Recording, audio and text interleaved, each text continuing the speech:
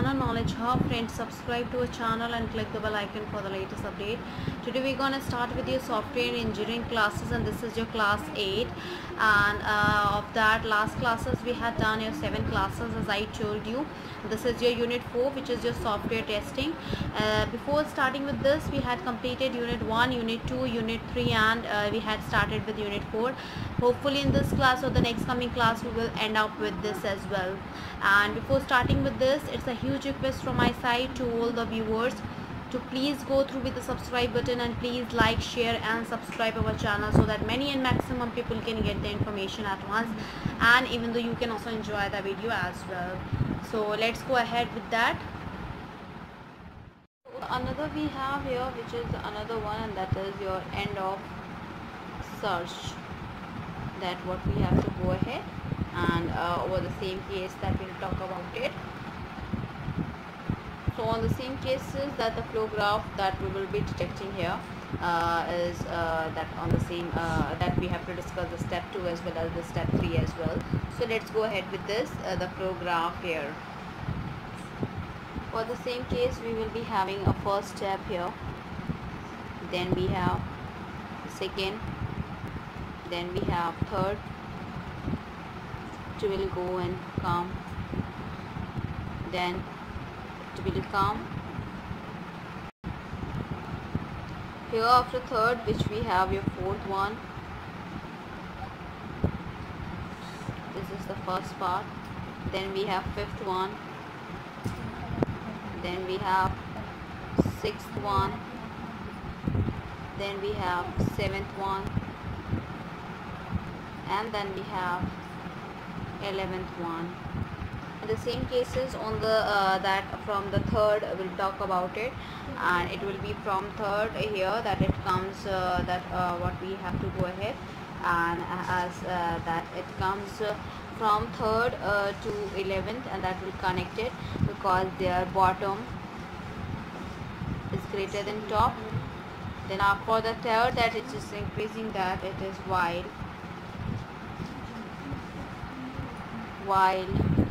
bottom less than equals to top, and that we have, it will come across. On the same cases for the fifth one, it will come to the 8th one, which is being divided into 2. This is being 9, this is being 10 for the same case. This 9 being come and join towards it here for the same case, that what we have to talk about it as well.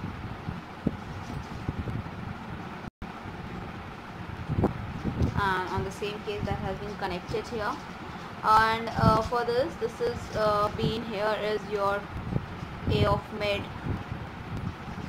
equals to key. This is being the third part. Here it is, this one is your A mid is greater than key, and here this one is your A mid is less than key. This is being the second part, and this is being the third part, and this is being here it will be the fourth region. Now on the same case we'll go ahead and for the sake here that we have to talk about it in the same here. So that is with the same case that this has been representing the different region. The step 2 we have for this, that is the step another 2, the second step. This is to calculate the cyclomatic complexity. So in the step 2, that cyclometric we have to talk about it. So here the cyclometric complexity can be computed by the 3 ways that we have to discuss here, and that the first one we have is your cyclometric complexity is equals to total number of regions in the flow graph, which is equals to 4, as you can see. And that note that in the above flow regions that has been shaded by the Roman letters as well, that I had representing here. Other than that, on the same cases, for the finding out the cyclometric complexity, that what we have to find out, and for that the formula for this we have here, which is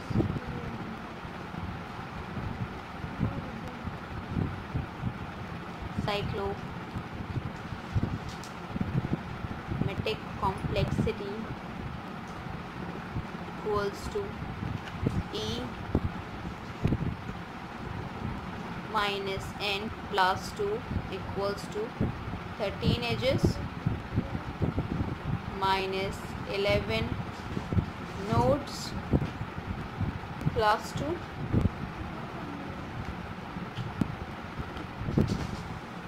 which is equals to 2 plus 2 is equals to 4. For the another one, we'll talk about it here. On the same cases, for that the cyclometric complexity will go ahead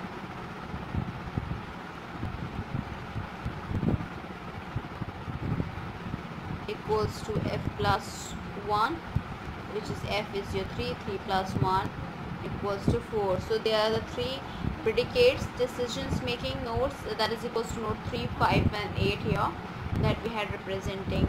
The step third we have, and that we have as follows, and which is the select a basic set of paths here.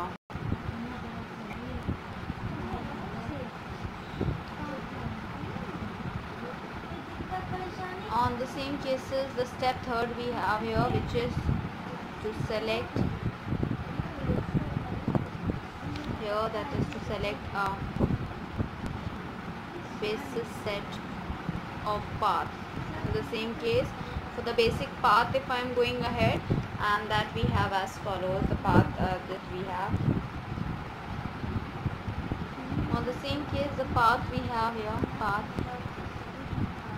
1, 1, 2, 3, 4, 5, 6, 7, 11. Here for the path 2,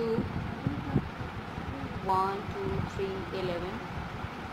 Path 3, 2, 3, 4, 5, 8, 9, 3.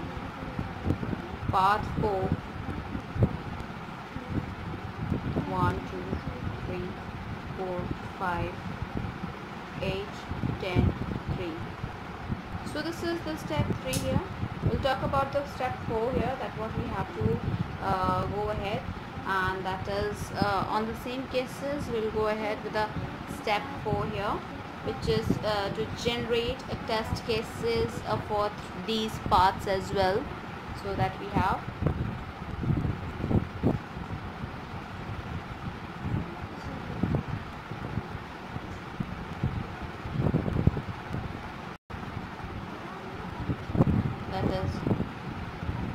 step 4 is to generate test cases for these paths. On the same cases here, that after computing a cyclometric complexity and finding independent the basis a path, and the test cases has to be executed for these paths as well. That is the step 4.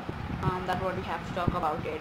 So that to calculate the cyclometric that complexity, and then we have to select a basic set of path, as well as to generate the test cases for these paths as well.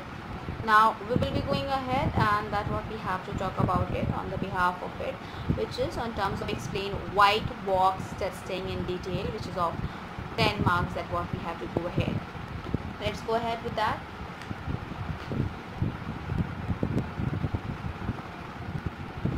White box testing. Now we'll talk about advantages.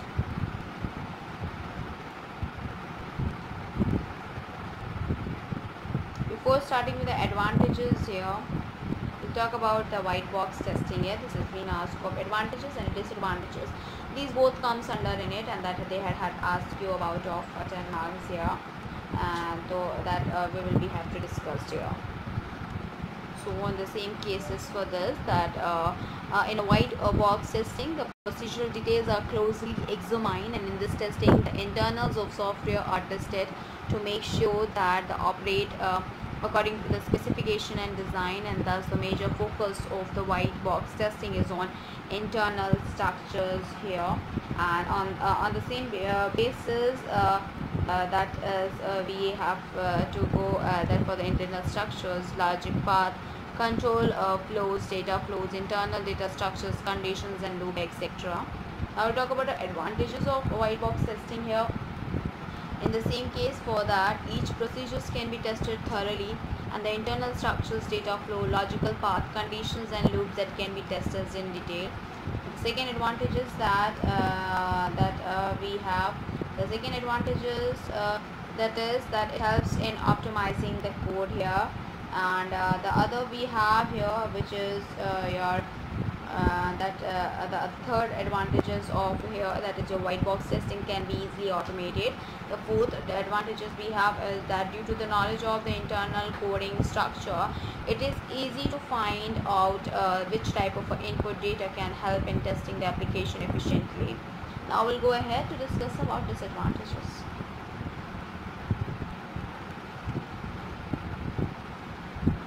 In terms of disadvantages here, and in the same cases, on the same case for the disadvantages, that the first disadvantages we have, the knowledge of the internal structures and coding is desired for the tested, and thus the skilled testers is required for white box testing, and due to this the testing cost is increased. The other is that sometimes it is difficult to test each and every part of the software, and hence many paths may go interested as well. And that is another question we have, that describe the white box testing in detail and discuss the psychrometric complexity with a suitable example. This has been asked of 10 marks here, and that is the white box testing we had discussed, and psychrometric complexity as well that we had discussed here. So here we will be ending it up, and first of all we had completed sociology, that you can go ahead and you will find out each video there in the class. And other than that, we are dealing with the quantitative aptitude, where we are dealing with the arithmetical ability, and that is we had completed operations on numbers, and that is operations on numbers, LCM and SCF of numbers, and decimal fraction, and as well as the simplification as well. And verbal reasoning we had started with, and where we had covered up the verbal reasoning, which is your general mental ability, and the logic reasoning. In the non-verbal reasoning, and that is that in non-verbal reasoning that we have here, that what we have to talk about it as well. So on the same cases for the non-verbal reasoning, if I am going ahead, so in that we had completed more than 1,000 questions of series, 500 questions for analogy. Then classification we had covered up near about 400 to 500 questions on that as well. We'll have to start with the next another topic as well. Other than that, if I'm going ahead, and that is we are dealing with the chemistry of class 12 for the academic and the competition as well. That is also an important one here. And that is for the case of the software engineering, if I'm going ahead, where we had completed the unit 1, unit 2 and unit 3, and even though we had started with unit 4 as well, and that what we have to cover up as well. So in the unit 1, unit 2 and unit 3, that what we had covered up here is under the same cases, the unit 1 that what we had to discuss, that is introduction, where we had completed the introduction to software engineering, software component, software characteristics, software crisis, software engineering process, similarity and differences from the that is the conventional engineering process, software quality attributes, software development life cycle, model, waterfall model, prototype and a model, spiral model, evolutionary development model and iterative enhancement model as well. In unit 2, which we had covered up the software requirements specification, which is SRS, the requirement engineering process, elicitation analysis, documentation, review and management of the user needs, feasibility study, information modeling, data flow diagram, entity relationship diagram, decision tables, SRS document, IEEE standards for the SRS as well. Software quality assurance, that is SQA. We had covered up the verification and validation, SQA plans, software quality framework, ISO 9000 models, and SEI CMM model as well. That is another one we have to talk about, which is your software design. On the same cases that we go ahead with the unit third that we had covered up here, which is software design, the basic concepts of software design, architectural design, low level design, modelization, design structures, charts, pseudocodes, flow charts, coupling and cohesion measures, design strategies, functions oriented design, object oriented design, top down and bottom up design, software measurements and matrices, top down and bottom up design, software measurement and matrices, as I told you, various sizes oriented measures, Halstead software science, function point, and that is based on measures here, psychrometric complexity measures, and control flow graphs as well. Further we have, and that is another one, which is the unit 4 we have, and that is on the same cases, that is the unit 4 we had completed the unit, so we had started with software testing, where we had covered up the testing objectives, unit testing, integration testing, acceptance testing, regression testing, testing for the functionality, and testing for the performance, top down and bottom up testing strategies, test drivers and test stops, structural testing, white box testing, functional testing, black box testing, test data suite preparations, alpha and beta testing for the product, static testing strategies, formal technical reviews, viewers reviews, walkthrough, code inspection, compliances with the design and coding standard as well. And that is another unit we have talked about it, which is your the unit and that is your unit 5 here, and that is with a reference towards software maintenance and software project management here.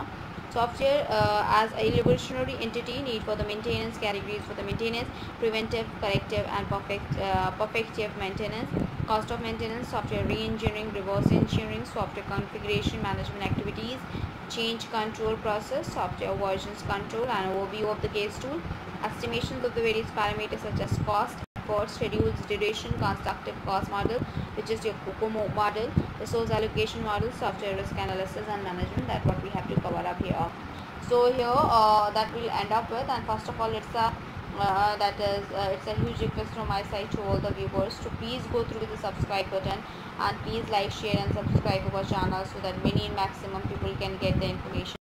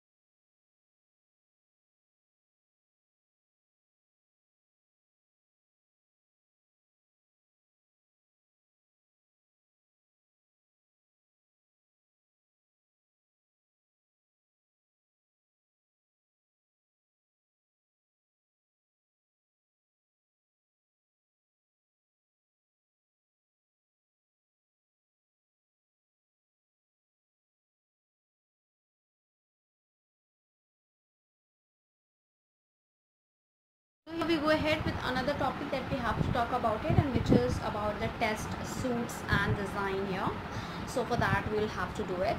On the same cases, we'll discuss about the test suit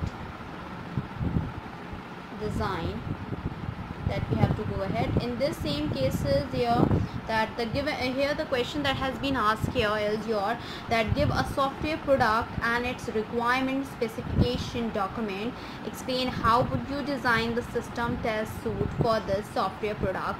This has been asked of 10 marks here, so that is also an important paper respect towards competition wise if I am going ahead here in the detail. So about that, the test suite design that we have to talk about it. Here the test suite is a collection of various tests that helps the tester in executing and reporting the test case execution as well. And here that is your various test cases that can be added to the test suites as well. And other than that, the test suites can be generated from the test plan as well. Offensively we will do it, we'll just make it a diagram for that, for the test suite.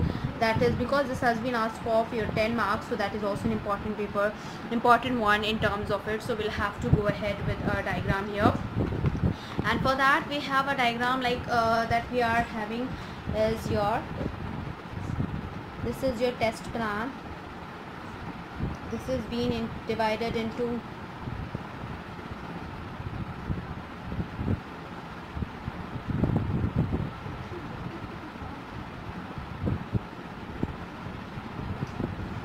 these were all into test suits 1, 2 and 3.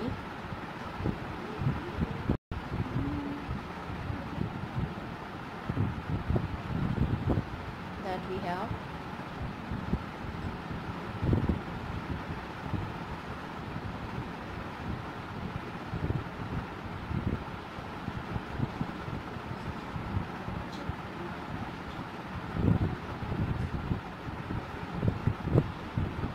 This is test suit preparation.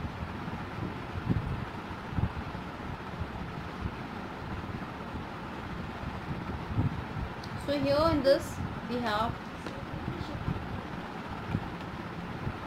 test plan.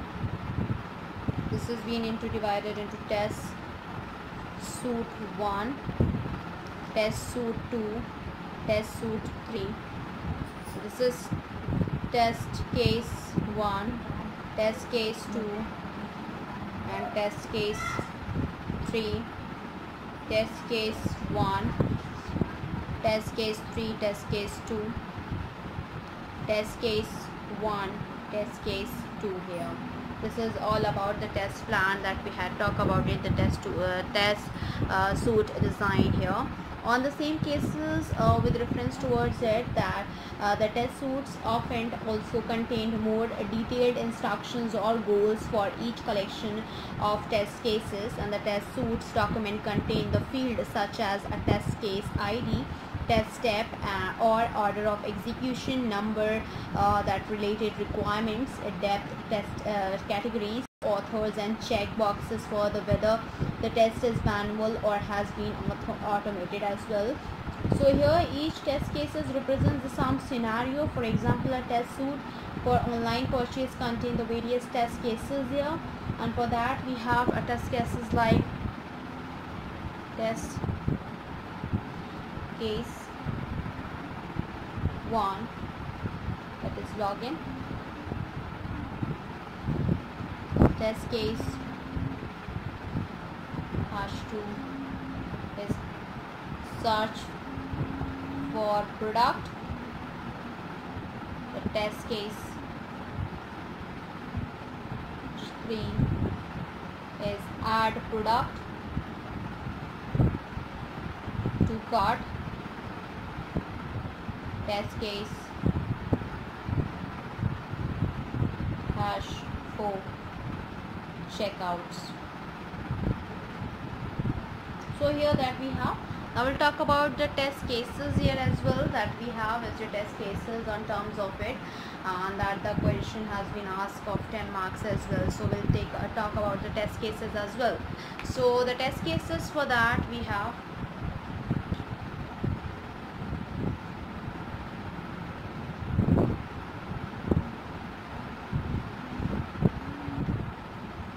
we will discuss about the test cases. The question that has been asked here is your, what should be the criteria for designing the test cases and to derive a set of test cases for the following, like a sort routine which sorts array of integers as well, and this has been asked for 10 marks.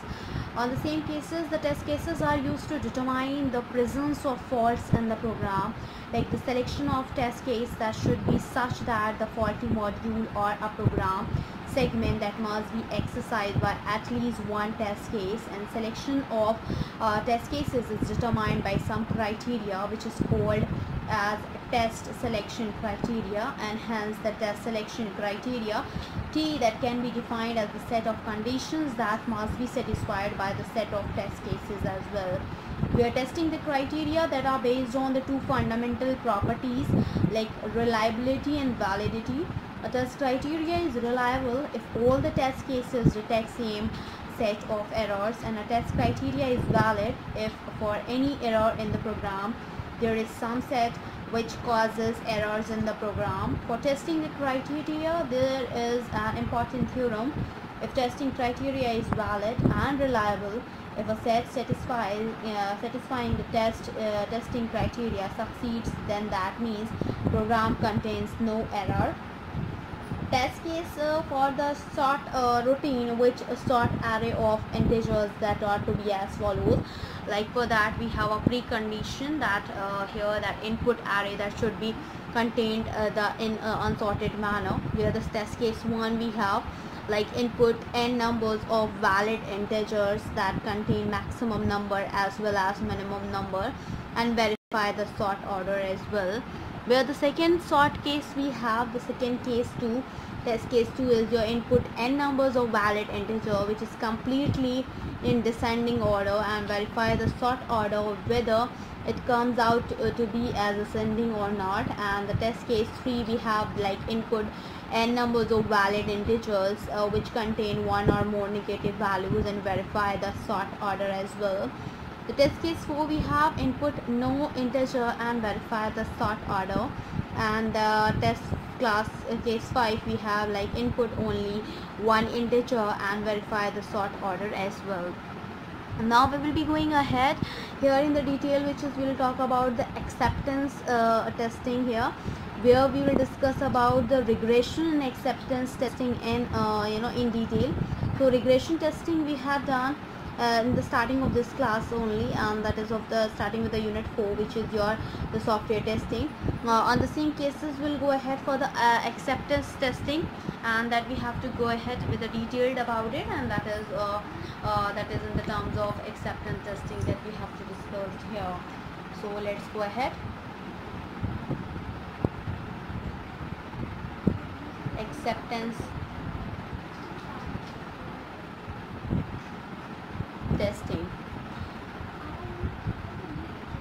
Acceptance testing we talk about it in this acceptance testing. That acceptance testing is the testing phase which is conducted normally after the system testing by the customer or representative of customer as well. And the goal of the acceptance testing is to establish the confidence in the system. The acceptance testing defines the criteria for the acceptance or the rejections of the software, and the acceptance test that cases are black box type test cases, and they make use of one or more acceptance criteria for accepting the product as well. Now we'll discuss about the very important question, which is to differentiate between alpha and beta testing here, and that is also an important one. So we'll go ahead with the detailed about it. So that is difference between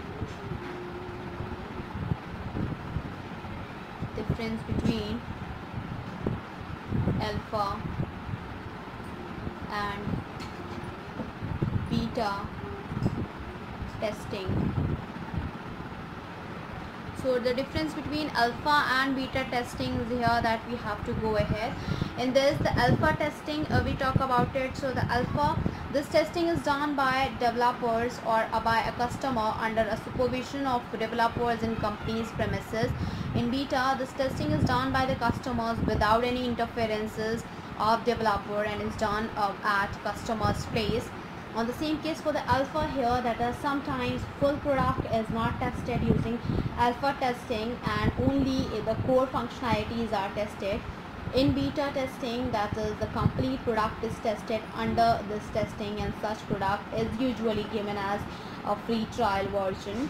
The another question can be asked, write a short note on alpha, beta and acceptance testing, so you can just conclude it and you can just write it down as well. We'll go ahead for the another one that we have to talk about it, which is the static testing strategies. That is also an important one here.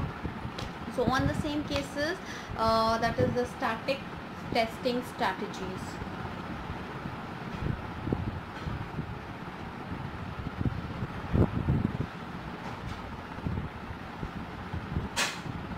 So static testing strategies that we have to go ahead. The question has been asked to distinguish between static and dynamic analysis of a program. How are static and dynamic program analysis results useful that we have to talk about it, which has been asked for 5 marks. We have to differentiate that. So for the static testing here, that is we will discuss about the difference between, we can say that difference between static and dynamic testing here. So on the same case, for the static here, this type of analysis is done on the program without executing it at all. In this analysis, that various characteristics of the software product are analyzed. In dynamic, if I'm going ahead, that this type of analysis is done on the program after its execution, and in this analysis the actual behavior of a program is recorded. For static, the static analysis is carried out by using the code walkthrough and code inspection. When the dynamic analysis is carried out by adding some statement in the code which will be useful for collecting the information execution traces. For instance, we add a printf statement in the code to get the value of any variable so that the behavior of the program that can be obtained. For static, it is cost effective. For the dynamic, actual analysis that can be very costly. Sometimes changes needs to be introduced in order to remove the bugs, hence it is not cost effective process. For the static here, it can be carried out within short notes, and in dynamic, the dynamic analysis may run for a long time. So after the static analysis, the results of the analysis of the function is noted in a chart that is called caveat chart. In this chart, that the analysis values are cyclometric complexity, and that is number of the sources, source lines, percentage of the commented lines is represented. And after a dynamic analysis, if the analysis is not done completely, then the number of the test cases needs to be added in this test suite, and the dynamic analysis results are useful for eliminating the redundant test cases as well. Now we'll discuss about the formal technical review. That we talk about is the formal technical review is your FTR, that we go ahead here in the detail, and here that has been asked many times in the examination paper as well. So formal technical review, which is known as FTR.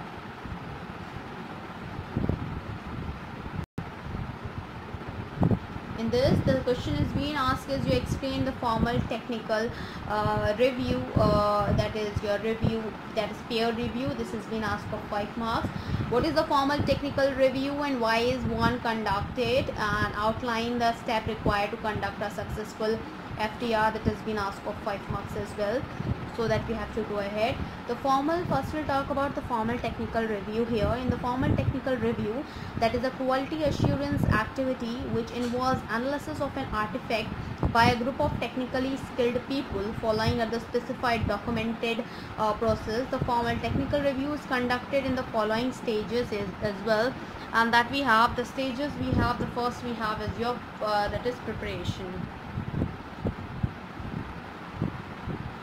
In terms of preparation here, that the formal technical review is done by a group of at least 4 to 5 people, and one of them is called a team leader, and there are the 2 or 3 reviewers, and each reviewers spend 1 or 2 hours reviewing the product and making the notes on it. And at the same time, that the review leader also reviews the product, establishes an agenda for the review meeting, and schedule meeting time as well. So the second we have here is your, in the terms of meeting here, that we have to talk about it. So the second we have here, which we have is your meeting.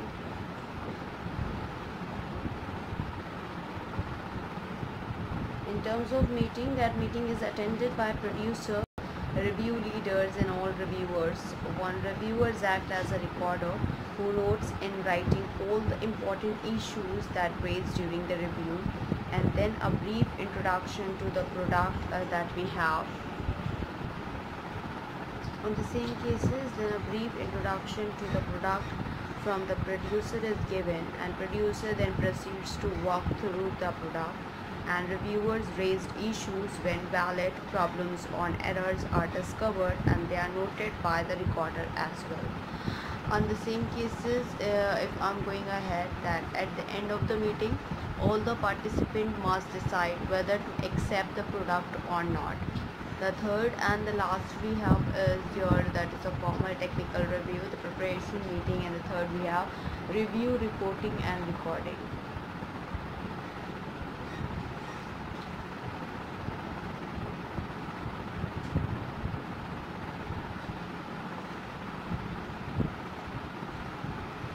So review, reporting, and recording in this. After the review meeting, the recorder produce a review summary report answering the question what was reviewed, who reviewed it, and what was the finding and conclusions as well.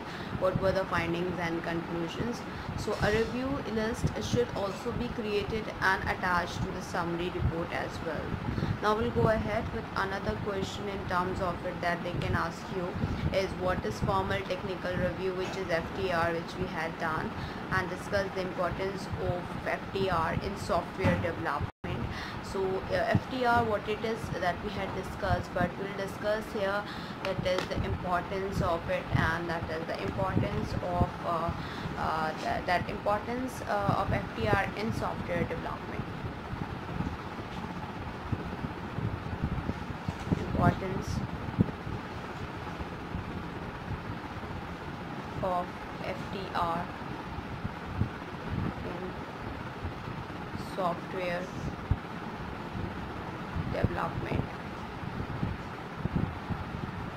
So that we have to discuss here. On the same cases for this with reference towards it, the first importance is that FTR is a quality assurance activity that uncovers the errors in function, logic, and implementation. It is carried out to verify that the software reviewed meets its requirement. The third importance is it ensures that the software is represented according to the relevant standard. The fourth is that it helps to achieve uniform software development, and the fifth is it makes the project manageable as well. Now we'll talk about this has been asked for 10 marks in terms of software technical review and the importance of FTR in the software development here. Now we'll go ahead with another question, that is what is meant by formal technical review, even though that we had discussed. Should it assess both the programming style as well as the correctness of the software? You have to give reason. This has been asked for 5 marks. So here the FTR should assess both the programming style as well as the correctness of software. The programming style should be assessed to ensure that the software is represented according to the relevant standard, and to make the software manageable, the correctness of the software must be assessed to achieve uniform software development as well as to uncover the errors in function, logic, and implementation as well. Now we will go ahead further, and that will discuss about it, which is another one, and that is the walkthrough and code inspections as well. So that has been even though asked here, and we have to go ahead as well in a detail.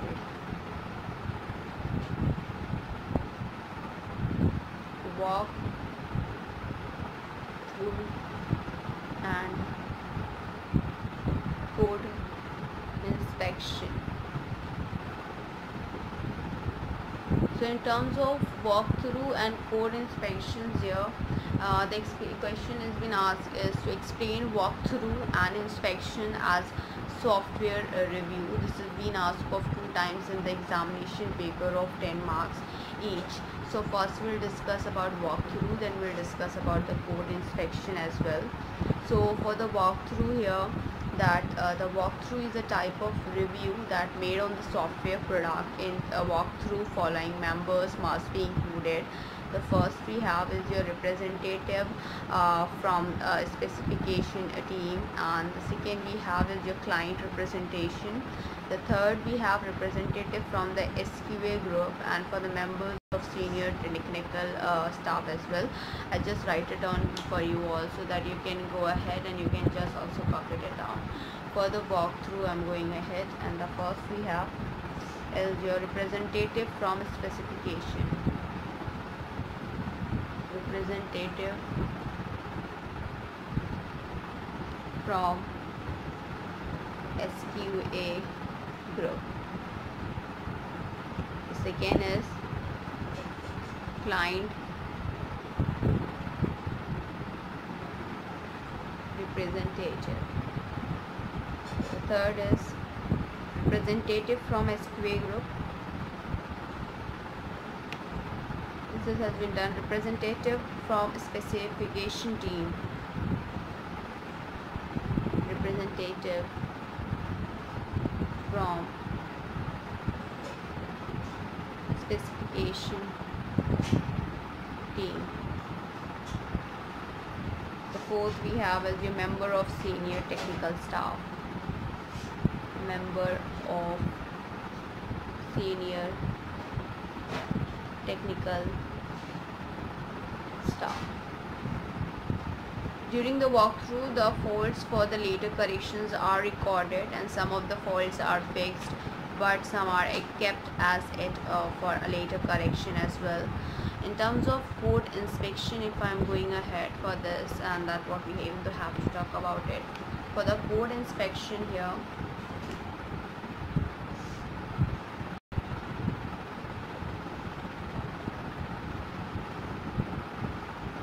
in terms of code inspection, the code inspection is a kind of review which is more in that is detailed than the walkthrough here. For the code inspection, a team that of following member is required. The first we have is that is moderator. In moderator, that the manager, leader of inspection team. Second is designer. In this, that the team responsible for current phase. The third we have implementer, that is the team responsible for the next phase. The fourth we have is your tester. It is that the preferably from the SQA team here. Now another question that we have to discuss here, which is the compliances with design and coding standard as well, and that is also a very important here to discuss about it. And that is the question is being asked is that what is the difference between the coding standard and coding guidance? Why are these important in software development organization? Write down the 5 important coding standard and guidance that guidelines you recommend. So this is being asked of 10 marks as well. So we'll first discuss about the coding standard, coding guidance, and then we will be listing it up that we have to find out the importance of coding standard, list of the coding standard, and list of the coding guidelines as well. So here we will go ahead and further, that is the coding standard here. In terms of coding standard, if you're going ahead,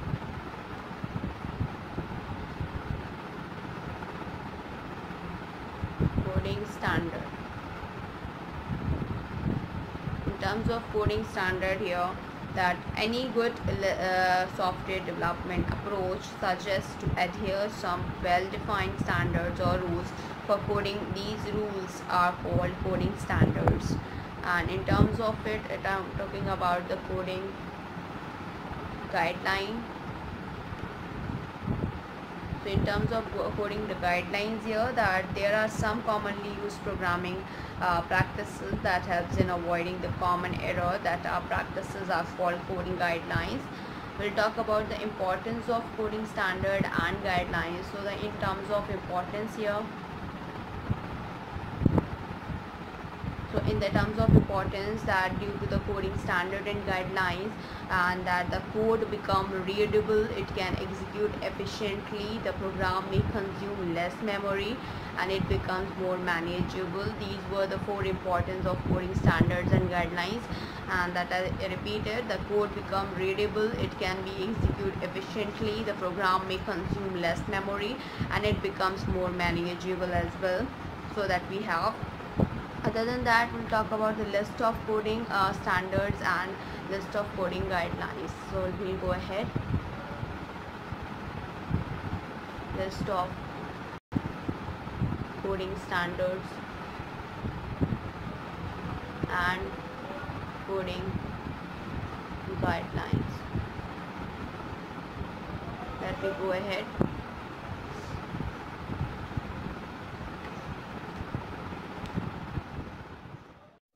So So here we go ahead for that list of coding standards. The first we have is your package name and variable. That name should be began here with a number, and the second is that the package name of or the variable name must not be keyword. The name of the file and the class name must be the same, and single line comment must be given by and multiple comment is being given by the asterisk and the slash here. We have to avoid that use of the break or continue in the looping here.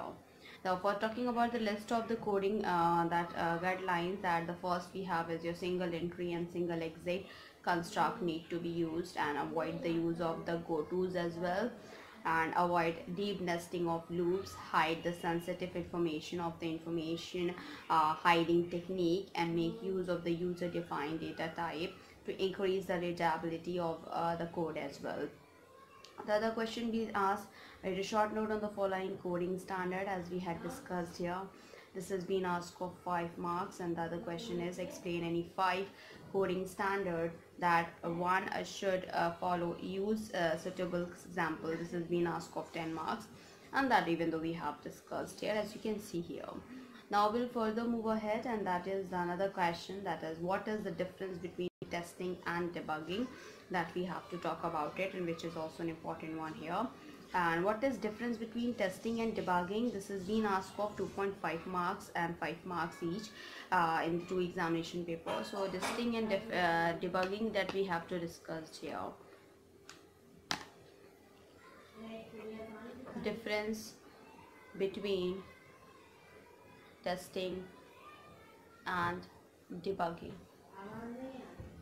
So in the terms of testing and debugging here, that is the first difference we'll talk about it, which is testing is a process in which the bug is identified, and in debugging, that debugging is the process in which the bug or error is corrected by the programmer.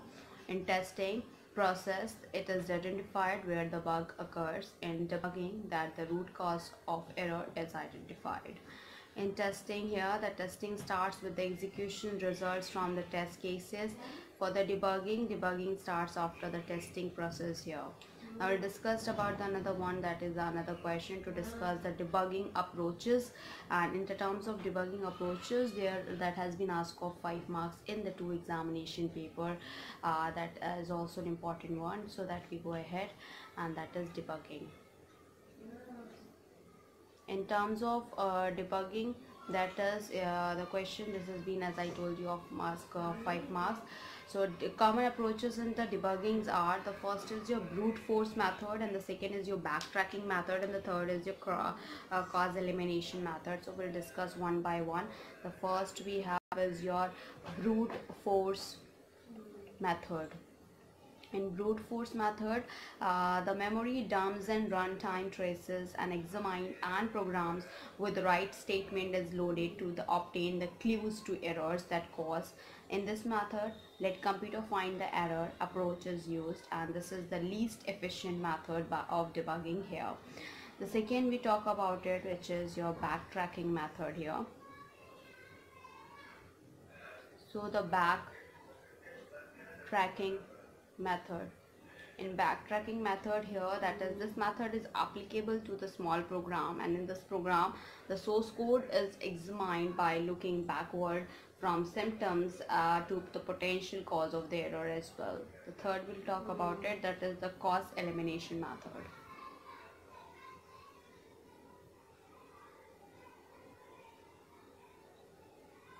So in cause elimination method here, that is that the method uses a binary partitioning to reduce the number of locations where errors can exist here.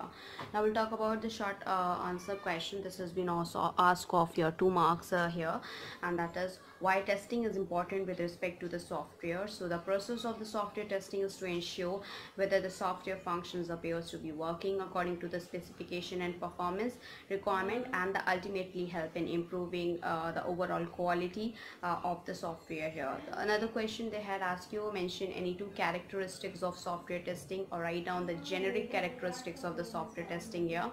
So following are the characteristics of the software testing here. The first we have, the testing should be conducted by the developer as well as by some independent group. The testing must begin at the component level and must work outward towards the integration testing. Different testing must be appropriate at appropriate lines as well. The another question is how regressions and stress tests are performed. So regression testing is used to check for defects propagated to other module by changes made to existing program. Thus regression testing is used to reduce the side effects of the changes. Stress testing determines the breakpoint of the system to establish the maximum services level. In stress testing, the system is executed in the manner that demands resources in an abnormal quantity, frequency or volume. Other question is what is the white box testing and what is the difficulty while exercising it. In a white box testing, the procedural details are closely examined, and in the testing the internals of the software are tested to make sure that they operate according to the specifications and design. Thus major focus of the white box testing is on internal structure, logic paths, control flows, data flows, internal data structures and conditions, loops, etc. The kind of testing will be exhaustive testing, and this type of a testing will keep the processors continuously busy, and the software developer will find it difficult to manage the schedule of the project. With white testing, and the white box testing is impossible for a large system as well. Another question has been asked is what is a behavioral testing, that we go ahead for the behavioral testing here, and that is also an important one. In behavioral testing, that is the black box testing here.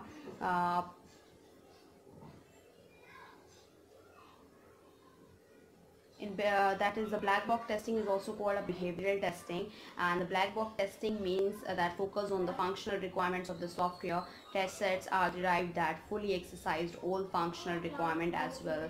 Next question is what is objective of the unit testing. So the objective of unit testing is to test the individual component independently to ensure that their quality, and thus the focus is to uncover the errors in designs and implementation.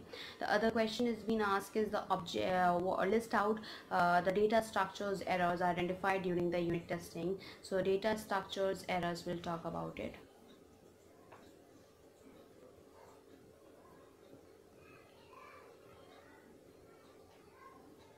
So data structures errors that we have to talk about it, that are identified by the unit testing here. So the various data structures errors that can be identified during the unit testing is, the first we have is your incorrect arithmetic precedence.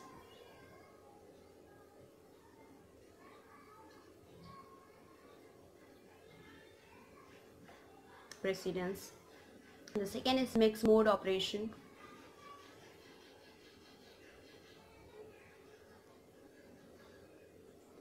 The third we have is your precision, that is precision inaccuracy.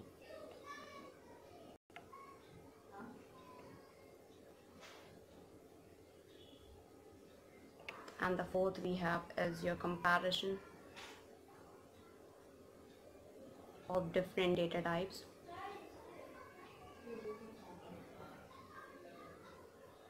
The another is what is a unit here, and unit is the smallest testable part in this application, or that in a procedural programming the unit may be individual program, function or procedure, while in object-oriented programming the smallest unit is a method which maybe belongs to the base class, abstract class and derived class. Ideally independent cases can be written for a unit functions of the source program here. Another question is to distinguish between the stress and load testing. So load testing is conducted to measure the system performance based on the volume of user. On the other hand, that the stress testing is conducted for measuring the breakpoint of the system when extreme load is applied, and in load testing that the expected load is applied to measure the performance of the system, whereas in stress testing the extreme load is applied here. The another question we have is your what are the classes of loops that can be tested. So various classes of loops testing is our simple loop, nested loop, concatenated loop and unstructured loop. What are the guidelines for debugging here that we have to talk about it?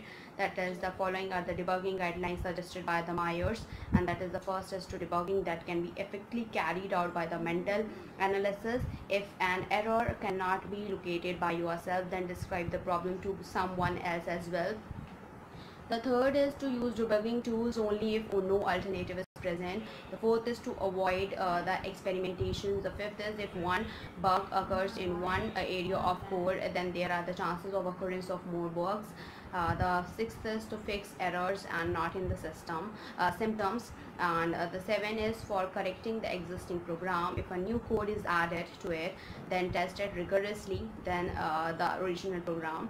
There are the chances to introducing the new errors on the corrections of the older ones, and the process errors that repairs must be that conducted in the parallel during the design phases. And the 10th is, that is the last, is you change the source code and not the object code and machine code here.